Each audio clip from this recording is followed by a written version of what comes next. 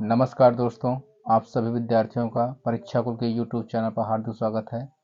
आज 7 मार्च कक्षा 12th के जो रसायन विज्ञान का पेपर था, जो 347 एफजेड सेट का है, जो यूपी बोर्ड का पेपर है, आज हम इसका संपूर्ण सॉल्यूशन बताएंगे।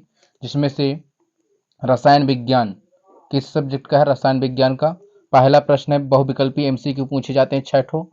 इनमें से पहला एमसीक्यू है का नंबर 5 ग्राम NaOH 450 ml बिलियन में घुला हुआ है तो बिलियन की मोललता है। इसका पहले का आंसर मतलब पहले के का आंसर होगा पहला number 0.125 mole litre inverse.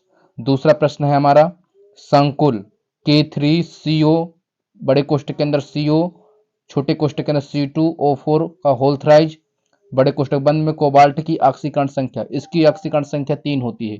Cobalt की ऑक्सीकरण संख्या 3 होती है। अगला जो प्रश्न है हमारा, अगला जो प्रश्न है तीसरा नंबर प्रश्न, ऐसा संक्रमण तत्व जिसमें परिवर्तनीय ऑक्सीकरण अवस्थाएं नहीं पाई जाती हैं, परिवर्तनीय ऑक्सीकरण अवस्थाएं नहीं पाई जाती हैं स्कैंडियम में। गा का पहला प्रश्न, पहला उत्तर से, स्कैंडियम में परिवर्तनीय ऑक्सीकरण संख्या अवस्थाएं नहीं पाई जाती हैं। अगला प्रश्न है, यौगिक इसमें क्षारकीय प्रबल सबसे अधिक है, मतलब ये कह रहा सबसे अधिक क्षारीय प्रबल कौन सा होता है, जिसमें से इसका आंसर होगा पहला नंबर CH3 का होल ट्वाइज NH, ये बहुत सबसे अधिक प्रबल क्षारीय होता है। अगला प्रश्न अंगा नंबर, यौगिक जो डाइसैकराइड नहीं है, जो डाइसैकराइड नहीं है वो यौगिक है लैक्टोस। ये जो तीसरा लैक्टोस, ये डाइसैकराइड का नहीं होता है। अगला 4 नंबर प्रश्न है, निम्नलिखित में से कौन से यौगिक की पहचान टाइलेंस अभिकर्मक से होती है? टाइलेन अभिकर्मक से पहचान होती है एल्डिहाइड की। किसकी होती है? एल्डिहाइड की। इस बार का जो प्रश्न पत्र है 347 FZ, ये बहुत इजी आया था केमिस्ट्री का।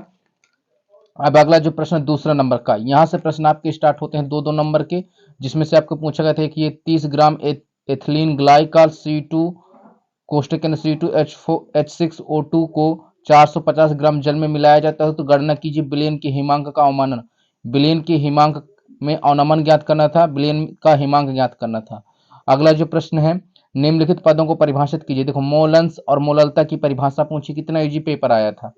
अगला जो प्रश्न पूछा गया, ग नंबर लैंथेनाइट अघुंचन, लैंथेनाइट अघुंचन से प्रभाव की विवेचना कीजिए। कितना इजी प्रश्न है ये, हमारे सबने पढ़ाया, हमने सबको इन प्रश्नों को पढ़ाया, आप करके आए होंगे आशा करते हैं। इसमें से पूछा है ज्यामितीय समवर्तता, इसकी संरचना बनानी थी, ज्यामितीय समवर्तता 2 नंबर का प्रश्न था। इसकी संरचनात्मक संरचना बनानी थी, क्लोरीन के बनाने से मोनोक्लोरीन बनानी, संरचनात्मक समवर्तता बतानी थी इसकी। अगला, फिनाल अम्लीय गुण को प्रदर्शित करता है, ये प्रश्न थोड़ा टफ है। फिनाल अम्लीय गुण को प्रदर्शित करता है लेकिन एथेनॉल लगभग उदासीन होता है, कारण सहित स्पष्ट कीजिए। ये थोड़ा प्रश्न टफ है, हमने इसको नहीं करवाया था। अगला जो प्रश्न है, हाँ देखो कितना, विभेद का मतलब होता है अंतर, बताइए अंतर कीजिए। विभेद का मतलब क्या होता है? अंतर कीजिए। स्टल्डिहाइड तथा एस्टोन में अंतर बताना था, इनके क्रियात्मक समूह में अंतर होता है। एस्टोफिनोन तथा बेंजोफिनोन में अंतर बताना था, आप लिख करके आए होंगे। अगला प्रश्न है ग नंबर, न्यूक्लियोसाइड तथा न्यूक्लियोटाइड में क्या अंतर है? ये कितना अच्छा प्रश्न था, देखिए।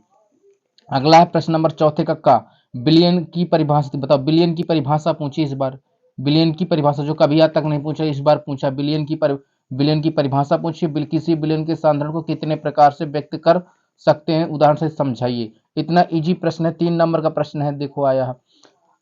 अगला है देखो, बिलियन की चालकता क्या है? बिलियन की चालकता, मोलर चालकता की परिभाषा पूछिए। कितनी सरल परिभाषा है, सूत्र लिखना था, परिभाषा लिख देते, बढ़े 3 नंबर मिल जाते। प्रथम कोटि अभिक्रिया से देखो न्यूमेरिकल दे दिए, 4 नंबर का होगा नहीं, लगभग 3 नंबर का ये न्यूमेरिकल। इसमें कुल समय ज्ञात करना था, प्रथम कोटि ये लिखना था, प्रथम कोटि की अभिक्रिया से आप क्या समझते हैं, इसका न्यूमेरिकल लगाना था। ये कितना समय निकालना था, 3 नंबर का प्रश्न आया था। ये सब प्रश्न हमने करवाए हैं। ये किसके हैं मतलब, ये प्रश्न तुम्हारे डी ब्लॉक तत्व के हैं। ये प्रश्न, ये स्कैंडियम वाला संक्रमण धातु, ये हमने उत्प्रेरक की तरह कार्य करते, ये प्रश्न मैंने करवाया था, आप करते आशा करते हैं। ये कर देखो, ये प्रश्न नहीं करवाया था थोड़ा, कापर से यू, लेकिन ठोस है, HCl में नहीं घुलता है, क्यों? क्योंकि विद्युत रासायनिक श्रेणी में कापर सबसे ऊपर आता है, मतलब कापर जो होता है HCl से थोड़ा नीचे होता है, इसलिए नहीं घुलता। जिंक, ये वाला देखो प्रश्न करवाया था आपको मैंने, संकीर्ण ऊर्जा से वेग स्थिरांक की गणना कीजिए, ये प्रश्न मैंने करवाया था आपको। ये प्रश्न हूबहू मैंने मेरी करवाए छपे हैं। फ्रक्टोज सबसे सरल सवाल देखो इस बार पूछा, फ्रक्टोज की संरचना सूत्र में लिखिए। ये इनके 3 रासायनिक ग्लूकोज के 3 रासायनिक समीकरण लिखना था केवल आपको। 4 नंबर का प्रश्न था।